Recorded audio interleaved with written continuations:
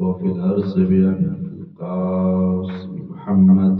اللهم صل على محمد وآل محمد. ثم الصلاة والسلام على أهل بيته الطيبين الطاهرين المنتجبين المنتخبين الذين أذهب الله عنهم الرجس وطهرهم تطهيرا. اللهم صل على محمد وآل محمد. ولعنة الله على أعدائهم وقتلتهم وغاصب حقوقهم ومنكر فضائلهم ومصائبهم وولايتهم وطهارتهم وسخاوتهم وعطشهم وعظمتهم أجمعين. أما بعد، فقد قال إمام علي بن موسى الرضا عليه السلام: لا يكون المؤمن مؤمنا حتى تكون فيه ثلاث خصال. اللهم ارزقنا في الدنيا زيارة الحسين وفي الآخرة شفاعة الحسين. اللهم اكتبنا من زوار الحسين. اللهم احشرنا تحت لواء الحسين. اللهم احشرنا في زمرة الشيعة الحسين.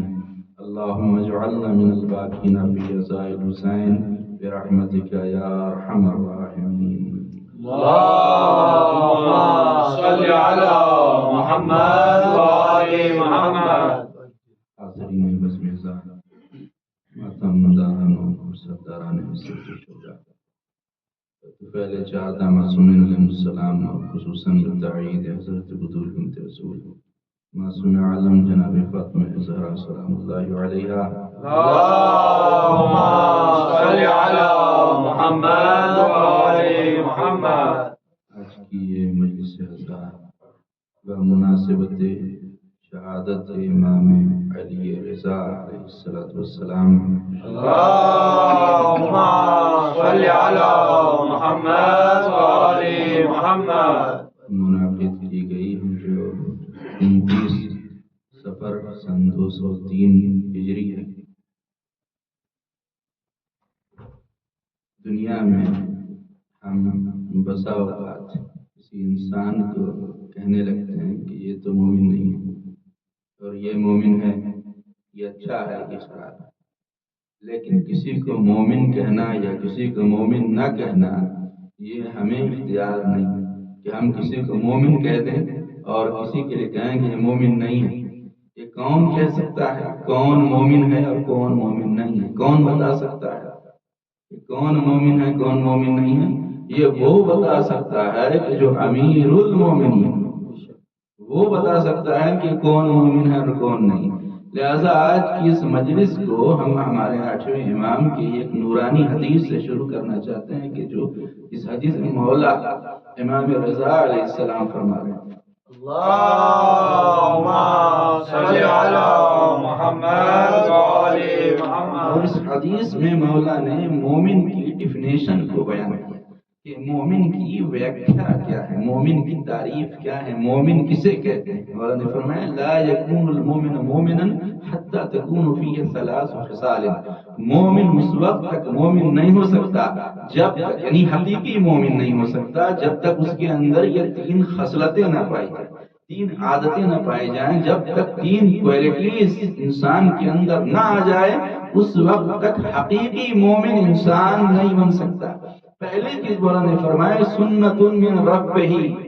پہلی سنت ہے، پہلی جو خصلت ہے وہ خدا کی، اور سنت من نبیہ، اور دوسری خصلت ہے نبی کی سنت، و سنت من ولیہ، اور تیسری سنت ہے ولی خدا کی سنت.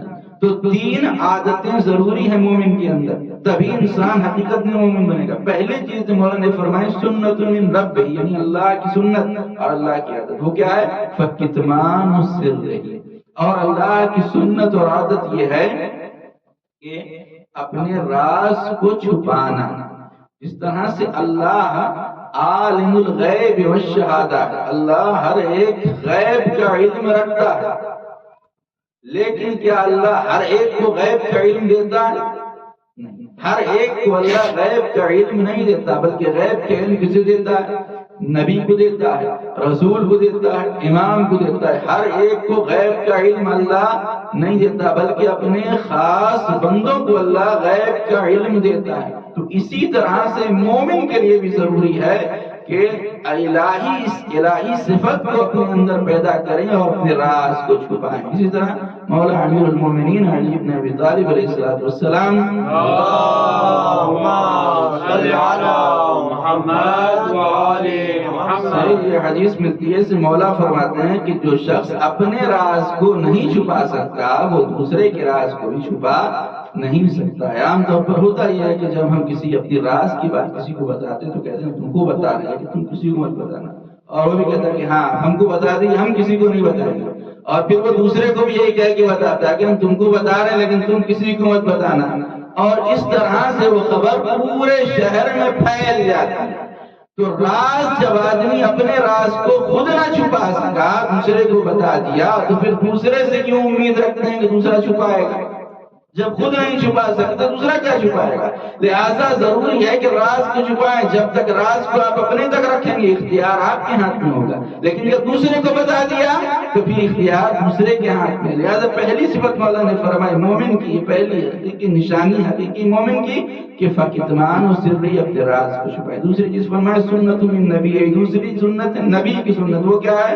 فمدارات الناس، لوگوں کے ساتھ حسن اخلاق کے ساتھ پیش آنا، یہ نبی کی سنت ہے کہ کس طرح سے پیغمبر اسلام نے لوگوں کے ساتھ بہترین اخلاق کو پیش کیا، ویسے ہی ایک مومن بھی اپنے اخلاق کو بہترین بنائے تب وہ حقیقی مومن ہوگا۔ تیسری چیز فرمائے سنت من ولیہ فصبر فی البأساء والضراء، اور ولی کی سنت، ولی کی سنت کیا ہے؟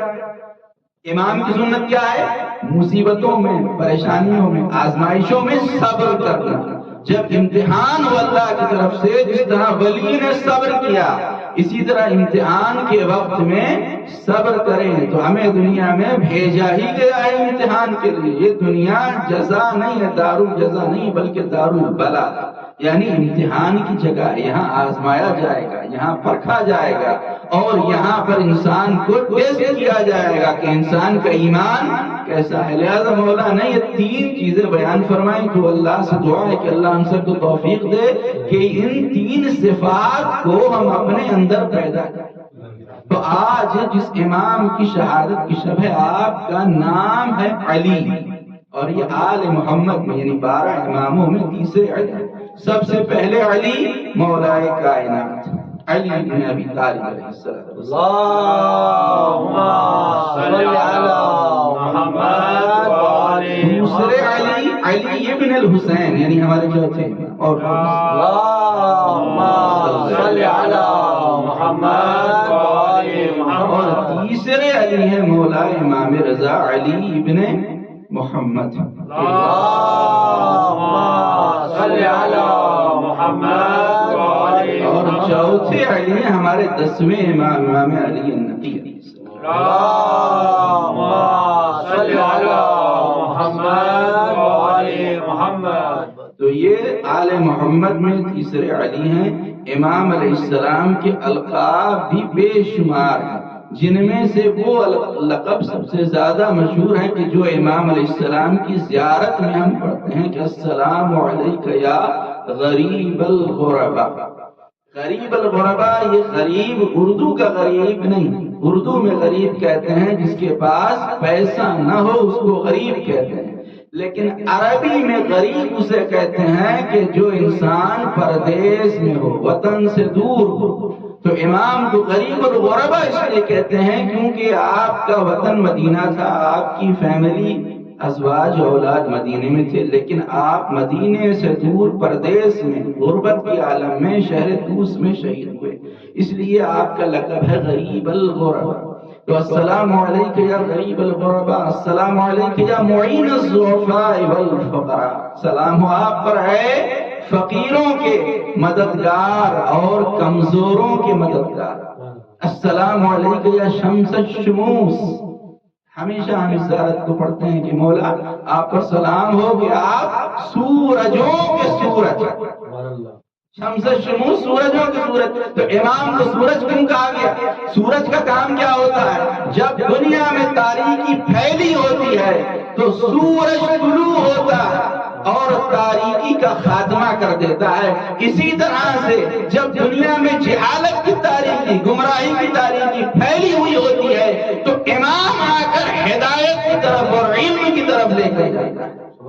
लिहाजा इमाम को कहा गया सूरज, जिस तरह सूरज का काम है वैसे ही इमाम का काम होता है। उसके बाद फिर इमाम का एक और लक़ब, अस्सलामु अलैका शम्स शमूस, सलाम अलैका या अनीसन नफूस। क्या खूबसूरत लक़ब मौला का कि आप पर सलाम हो ऐ नफ्सों के मोनिस, ऐ नफ्सों के मददगार, आप पर सलाम हो। और फिर आपने अभी सुना कि इमाम मरसिये में भी कि इमाम अलैहिस्सलाम का एक लक़ब है ज़ामिन आहू। आहू, ज़ामिन आहू क्या मतलब क्या है? हिरनी की जमानत लेने वाले इमाम। क्योंकि पूरा एक वाक़या कि किस तरह से एक हिरनी आई थी और हमारे मौला ने हिरनी की जमानत ली थी, इसीलिए आपको ज़ामिन, इमाम ज़ामिन और सामिन कहते हैं, यानी 8वें इमाम वो जमानत देने वाले हैं। इसलिए जब कोई मुसाफिर सफर पे जाता है तो हम उसके बाजू पर इमाम ज़ामिन बांध देते हैं। इमाम ज़ामिन भी 8वें इमाम की तरफ मंसूब है कि हम उस शख्स को इमाम की जमानत में दे देते हैं। इमाम ज़ामिन 8वें इमाम की जमानत में दे दिया कि अब उस शख्स की हिफाजत की जिम्मेदारी इमाम रज़ा अलैहिस्सलाम पर। इसी तरह इमाम का एक और लक़ब है जो मशहूर लक़ब है, वो है आलिम आले मोहम्मद, यानी आले मोहम्मद में आलिम। आप कहेंगे कि आलिम तो सब के सब हैं, आलिम मोहम्मद तो 12 के 12 इमाम हैं, लेकिन 8वें इमाम का ये लक़ब क्यों है आलिम आले मोहम्मद? इसलिए कि 8वें इमाम ही वो इमाम हैं कि 6ठे इमाम के बाद सबसे ज्यादा तबलीग का मौका 8वें इमाम को मिला। और यही फर्क है दीगर अइम्मा में और हमारे 8वें इमाम में कि दीगर अइम्मा को कैद खानों में रखा गया लेकिन 8वें इमाम को महल में रखा। बादशाह ने महल में रखा और जब इमाम महल में रहे, तबलीग का सबसे ज्यादा मौका 6ठे इमाम के बाद 8वें इमाम को मिला कि यहूदी आए, आकर सवालात किए, इमाम ने सारे सवालों के जवाब दिए।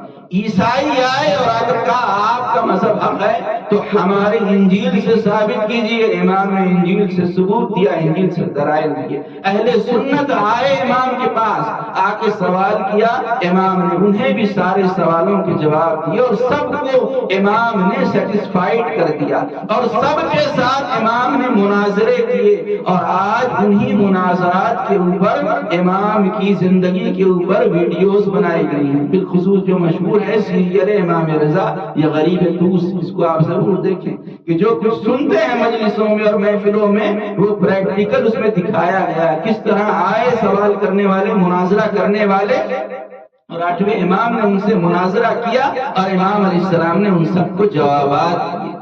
तो इमाम का लक़ब है आलिम आले मोहम्मद, इसलिए भी लक़ब है कि जो रसूलुल्लाह के बाद जो लोग आए, जब कभी किसी मुश्किल में पड़े तो अपने जमाने के मुश्किल कुशा को बुलाया। वो मौला अली को तलब किया, मौला के दर पर गए, उनसे सवाल किया।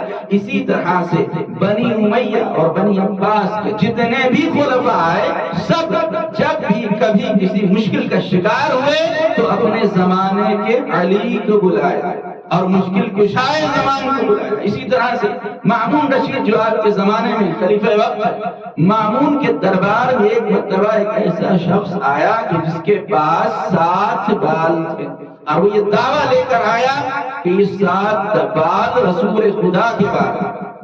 और जब ये कहा मजमा जमा हो गया ज़ियारत के लिए कि रसूल खुदा के बाल, रसूल खुदा के बाल है, भीड़ जमा हो गई। अब लोग ज़ियारत कर रहे हैं कि ये बाल रसूल खुदा का बाल है, लेकिन मामून बसो पेश में है कि ये बाल हकीकत में रसूल खुदा के बाल हैं या किसी और के बाल हैं। मामून फैसला नहीं कर पा रहा था, समझ नहीं पा रहा था कि ये हकीकत में रसूलुल्लाह के बाल हैं, किसी और के बाल हैं। जो जब मामून को पता न चल सका, फैसला न कर सका, तो उसने फैसला करवाने के लिए हमारे 8वें इमाम को दरबार में बुलाया। इमाम दरबार में आए तो इमाम से कहता है कि देखिए शख्स आया है, उसके पास 7 बाल है और ये कहता है कि आपके जद के بال رسول اللہ کے بال ہیں، تو آپ فیصلہ کیجئے کہ آپ کے جد کے بال ہیں یا کسی اور کے بال ہیں، مجھے سمجھ میں نہیں آتا۔ تو امام نے جب یہ ماجرا دیکھا، امام نے حکم دیا آگ جلایا گیا، آگ روشن کی گئی، آگ جلائی گئی۔ امام نے کہا اب ان بالوں کو آگ میں ڈالا جائے۔ جب آگ میں بالوں کو ڈالا گیا تو 4 بال ایسے تھے، جب آگ میں ڈالا گیا تو اور چمکنے لگے اور نورانی ہو گئے۔ اور اس کے بعد لیکن جب 3 بالوں کو ڈالا گیا تو تینوں بال جل گئے۔ آپ نے غور ہی نہیں کیا، 4 بال بچ گئے، 3 بال جل گئے۔ امام نے فرمایا کہ 4 بال میرے جد کے بال ہیں، اس لیے کہ میرے جد کے بال کو آگ جلا نہیں سکتی، اور یہ 3 بال کسی اور کے بال ہیں جو جل گئے۔ لہذا میرے جد کے بالوں کی یہ خصوصیت ہے کہ دنیا کی آگ اسے جلا نہیں سکتی۔ تو جب رسول اللہ کے بالوں کی بھی عظمت ہے تو آل رسول کا کیا حال ہوگا؟ صلوات پڑھیں اللہم صلی علی محمد وآل محمد۔ اس طرح سے امام نے مشکل کشائی کی، جب مشکل آئی مامون کے سامنے تو امام نے مشکل کشائی کی، اسی لیے امام کا لقب ہو گیا عالم آل محمد۔ اسی طرح سے ایک اور لقب ہے امام کا جو بہت مشہور ہے، علامہ تبریسی بیان کرتے ہیں کہ ان سارے القاب میں اشہر الرضا، سب سے زیادہ مشہور لقب ہے رضا۔ رضا کیوں امام علیہ السلام کا لقب ہے؟ نوے امام سے، آپ کے فرزند سے کسی نے پوچھا کہ آپ کے بابا کا لقب رضا کیوں ہے؟ تو نوے امام علیہ السلام نے جواب دیا اس لیے کہ اس آسمان کے نیچے اور اس زمین کے اوپر اس کائنات میں میرے بابا سے خدا بھی راضی ہے، رسول خدا بھی راضی ہیں، سارے ائمہ جو آپ سے پہلے کے امام ہیں وہ بھی راضی ہیں، جو آپ کے بعد کے امام ہیں وہ بھی راضی ہیں، جو دشمن ہیں وہ بھی راضی ہیں، دوست بھی راضی ہیں، اسی لیے لقب ہو گیا رضا۔ تو سوال کرنے والے نے پھر سے سوال کیا کہ اگر سب راضی ہیں تو دیگر ائمہ سے بھی اللہ اور رسول راضی تھے اور سارے ائمہ راضی تھے، تو پھر آپ کے بابا کا لقب ہی رضا کیوں ہے؟ تو نوے امام نے فرمایا کہ دیگر ائمہ سے دوست تو راضی تھے لیکن دشمن راضی نہیں تھے، لیکن میرے بابا سے دشمن بھی راضی ہے۔ اگر راضی نہ ہوتا تو اپنا ولی عہد بنا کر محل میں نہ رکھتا، اگر راضی نہ ہوتا تو اپنا سکسیسر نومینیٹ نہ کرتا، اگر راضی نہ ہوتا تو اپنا قائم مقام نہ بناتا۔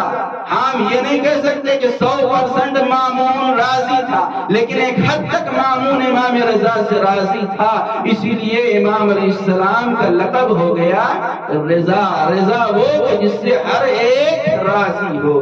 تو الحمدللہ کہ ہم اس امام کے فالوور، اس امام کے ماننے والے ہیں جن سے سب راضی ہیں، تو ہمیں بھی کوشش کرنی چاہیے کہیں ایسا نہ ہو کہ باپ ناراض ہو۔ باپ کو بھی راضی رکھیں، ماں کو بھی راضی رکھیں، بھائی کو بھی راضی رکھیں، بہن کو بھی راضی رکھیں، رشتہ داروں کو بھی راضی رکھیں، قبیلے والوں کو بھی راضی رکھیں، پڑوسیوں کو بھی راضی رکھیں، جماعت والوں کو بھی راضی رکھیں۔ ایسا نہ ہو کہ جو میری نظر سے گزرا تھا، بڑی اچھی بات اس میں کہی گئی کہ دنیا میں ہر ایک مومن کی خواہش ہوتی ہے کہ میرے زمانے کے امام مجھ سے راضی ہو جائیں، تو زمانے کے امام کو بعد میں راضی کرنا، پہلے امام زمانہ کا غلام باپ ہے اس کو راضی کرنا۔ باپ ناراض ہو اور چلے ہیں امام کو راضی کرنے۔ ہر انسان کی خواہش ہے کہ شہزادی کونین مجھ سے راضی ہو جائیں، تو شہزادی کونین کو بعد میں راضی کرنا، پہلے کنیز سیدہ جو تمہارے گھر میں ماں ہے پہلے ماں کو راضی کر لو۔ ماں ناراض ہے اور حسین کی ماں کو منانے چلے، لہذا پہلے اپنی ماں اور باپ کو راضی کر لیں۔ اگر ماں باپ راضی نہیں ہے تو یقین کر لیں کہ پھر امام وقت بھی راضی نہیں، امام راضی نہیں، اگر امام راضی نہیں تو رسول بھی راضی نہیں، اگر رسول راضی نہیں تو خدا بھی راضی نہیں۔ لہذا یہ دروازہ ہے خدا تک پہنچنے کے لیے، خدا کی رحمت کو حاصل کرنے کے لیے، لہذا اپنے ماں اور باپ کو راضی رکھیں۔ تو آج دنیا میں لوگوں کو راضی رکھنا بڑا مشکل ہے، خدا کو راضی رکھنا آسان ہے۔ مولا نے دعائے کمیل میں مولا امیر المومنین نے فرمایا یا سریع الرضا، ہے وہ پروردگار جو سب سے جلدی راضی ہونے والا ہے۔ ایک مرتبہ ہم گجرات میں تو امریلی میں ایک اہل سنت کے عالم تھے، تو اس کے ساتھ ملاقات ہوئی، انہوں نے بتایا کہ 12 سال تک وہ جمعہ مسجد میں امام جمعہ تھے، پھر انہوں نے چھوڑ دیا اور اپنا ایک مذہب کھول لیا. تو بتا رہے تھے ہم سے کہ آج کے زمانے میں ایک عالم کے لیے بڑا مشکل ہو گیا کہ خدا اور رسول کو راضی رکھے یا پبلک کو راضی رکھے. کس کو راضی رکھے؟ تو یہ آسان کس کو راضی رکھنا ہے؟ آسان خدا کو راضی رکھنا ہے. اگر آپ نے نماز پڑھ لیا، روزہ رکھ لیا، عبادتیں کر لی، خدا راضی ہو جائے گا.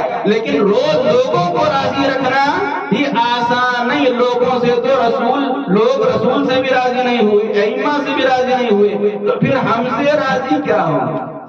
جنہیں کچھ لوگ کہتے ہیں نا کہ فلاں سے رضی اللہ تعالیٰ عنہ، یعنی اللہ ان سے راضی ہو جائے، اللہ ان سے راضی ہو جائے. تو جو لوگ اللہ کو راضی کرنا چاہتے ہیں، جب شب ہجرت میں پیغمبر اسلام کو حکم خدا آیا کہ آپ مکے سے مدینہ جائیں اور اپنی جگہ پر علی کو بستر پہ سلا دیں، تو پیغمبر اسلام نے مولا کائنات کو بلایا اور کہا یا علی میرے بستر پہ سو جاؤ. تو مولا نے پوچھا کہ یا رسول اللہ میں سو جاؤں گا تو آپ کی جان بچ جائے گی؟ تو پیغمبر اسلام نے کہا ہاں یا علی میری جان بچ جائے گی. مولا کائنات سو گئے. جب سوئے تو اللہ نے آیت نازل کی وَمِنَ النَّاسِ مَن يَشْرِي نَفْسَهُ ابْتِغَاءَ مَرْضَاتِ اللَّهِ. لوگوں میں کچھ لوگ ایسے ہیں اپنے نفس کو بیچ کر خدا کی رضا کو خرید لیتے ہیں، خدا کی مرضی کو خرید لیتے ہیں. تو شب ہجرت کے بعد اگر کوئی خدا کو راضی کرنا چاہتا ہے تو علی کو راضی کرے، اس لیے کہ خدا کی مرضی ان کے پاس ہے. تو یہاں کوئی رضا ہے، کوئی مرتضی.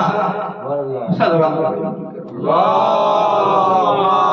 صلی علی محمد و آل محمد. تو یہ وہ ذوات مقدسہ ہیں کہ جن سے خدا راضی ہے، اور مرتضی کہتے ہی اس سے ہیں کہ جس سے خدا راضی ہو تو اسے مرتضی کہتے ہیں. تو یہاں وہ ہیں کہ سب سے خدا راضی ہے. بس آخر میں 8ویں امام کا ایک میسج ہے کہ جو آپ تک ڈیلیور کرنا ہے. مرد بلخی بیان کرتا ہے کہ سفر کے عالم میں اور 8ویں امام ساتھ میں تھے. سفر کر رہے تھے، جب کھانے کا وقت ہوا تو سفرہ بچھایا گیا، دسترخوان بچھایا گیا. تو امام کے ساتھ کچھ حبشی غلام بھی تھے، افریقہ کے سیاہ غلام بھی تھے، وہ بھی امام کے بغل میں آ کر بیٹھ گئے. تو یہ مرد بلخی کہتا ہے کہ میں 8ویں امام کے پاس گیا اور کہا مولا یہ غلام ہیں، سیاہ فام افریقن غلام، یہ آپ کے بغل میں بیٹھ گئے، یہ مناسب نہیں ہے، انہیں بعد میں کھانا کھلانا چاہیے تھا، یہ آپ کے ساتھ آ کر بیٹھ گئے. تو سنے مولا نے کیا جواب دیا. مولا نے کہا ان کا اور میرا خدا ایک ہے، ان کا اور میرے ماں اور باپ ایک آدم اور حوا، ان کے ماں باپ بھی آدم حوا، میرے ماں باپ بھی آدم حوا ہیں. اور خدا قیامت کے دن جزا اور سزا انسان کے اعمال کے مطابق دے گا، ان کے بھی اعمال کے مطابق، میرے بھی اعمال کے مطابق. تو پھر میں بھید بھاؤ کیوں کروں؟ امام نے کہا پھر میں بھید بھاؤ، پھر میں فرق کیوں کروں، نیچا اور اونچا کیوں کروں؟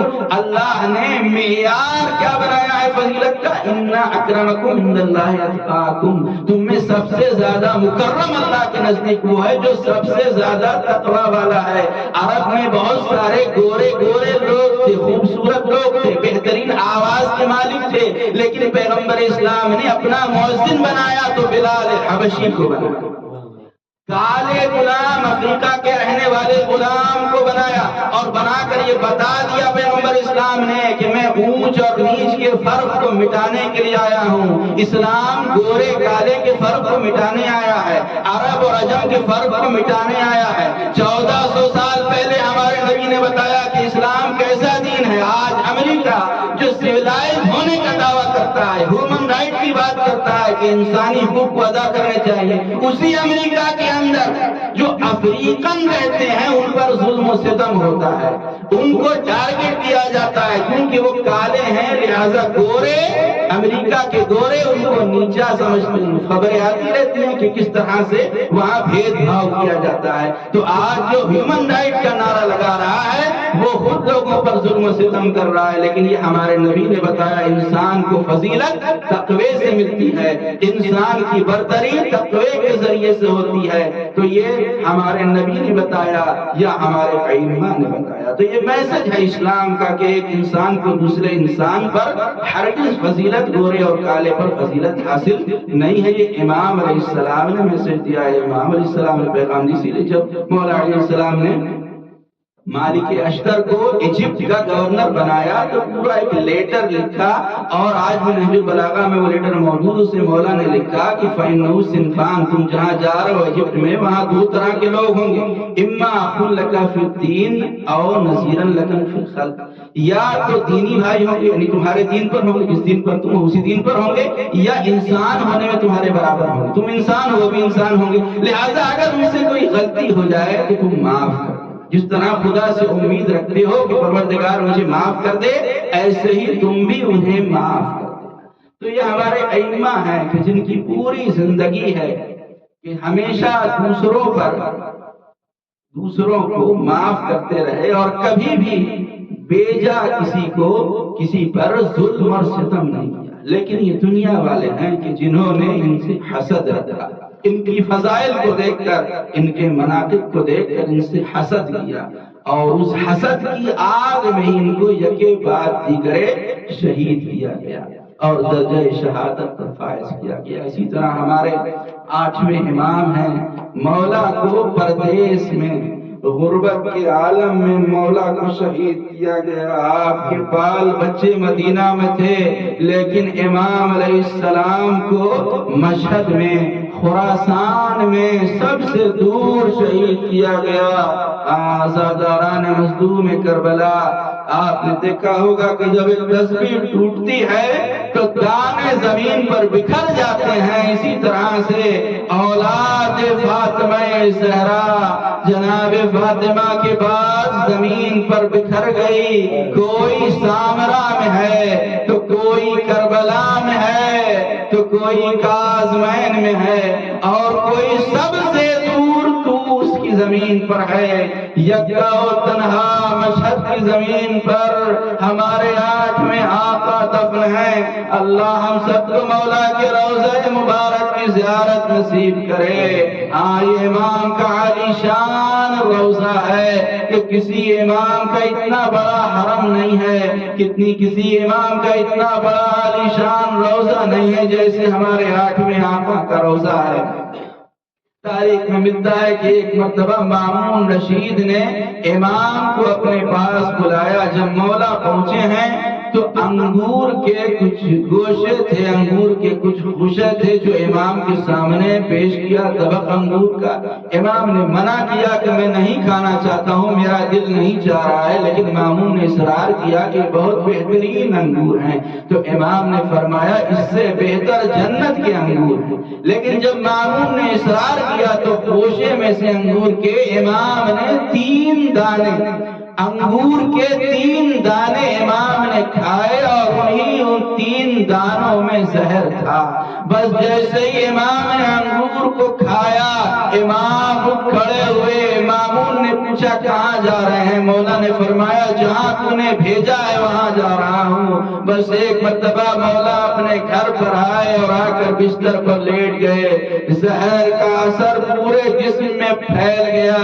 इमाम ने अबू सल्त हरबी से कहा दरवाजा बंद कर दो। दरवाजा बंद कर दिया गया। 3 दिनों तक मौला बिस्तर पे तड़पते रहे, और एक मर्तबा वो वक्त आ गया कि मौला ने आखिरी हिचकी ली और आपकी रूह कफा से उनसुरी से परवास कर गई। मौला इमाम तक़ी-ए-जाज़ मदीने से तूस आए, मदीने से मशहद आए। मौला तक़ी ने गुस्ल दिया, कफन दिया, जनाजा मशहद की जमीन पर दफन कर दिया। मैं कहूँगा मौला यकीनन आप आलमे मुसाफिरत में शहीद किए गए, मौला आप आलमे गुर्बत में शहीद किए गए, लेकिन आपके जद्द मजलूम हुसैन मजलूम को भी आलमे मुसाफिरत में कत्ल किया गया। लेकिन मौला आपकी शहादत के वक्त आपके बेटे नवे इमाम आ गए। लेकिन जरा करबला के मैदान में आकर देखें, ये आपके जद का जनाजा है, बेटा मौजूद है, लेकिन हाथों में हथकड़ियां है, पैरों में बेड़ियां है, कमर में लंगर है, गले में तौके खारदार है। सैयद सज्जाद के सामने बाबा का लाशा बेगोरो कफन पड़ा है, लेकिन सैयद सज्जाद दफन भी नहीं कर सकते। بس 11 محرم کو بابا کے لاشے کے پاس سے گزارا گیا. 3 دنوں تک لاشا بے گور و کفن پڑا رہا. چوتھا دن آیا، مولا سجاد باعجاز کربلا پہنچے اور بنی اسد کو بلایا. بنی اسد نے دفن کرنے میں مدد کی اور جب اپنے بابا کے لاشے کے پاس گئے چاہا کہ لاشے کو اٹھائیں، لیکن کیا دیکھا کہ لاش پامال ہو چکی ہے، لاش پارا پارا ہو چکی ہے. مولا لاشے کو اٹھا نہ سکے تو ایک مرتبہ بنی اسد سے کہا ایک چٹائی لاؤ. بنی اسد ایک چٹائی لے کر آئے. مولا نے لاش کے ٹکڑوں کو جمع کیا اور ایک مرتبہ قبر کے قریب گئے، قبر میں اترے، لاشے کو قبر میں رکھا اور دیر تک قبر کے اندر روتے رہے. اور جب قبر سے باہر آئے قبر تیار کی اور اپنی انگلی سے لکھا ھذا قبر حسین ابن علی الذی قتلوہ وتشانا. یہ اس حسین کی قبر ہے کہ جسے 3 دنوں کا پیاسا شہید کیا. انا للہ و انا الیہ راجعون. رضا بقضائہ وتسلیم الامر وسیع الذین ظلموا علیہم. یا حسین یا حسین یا حسین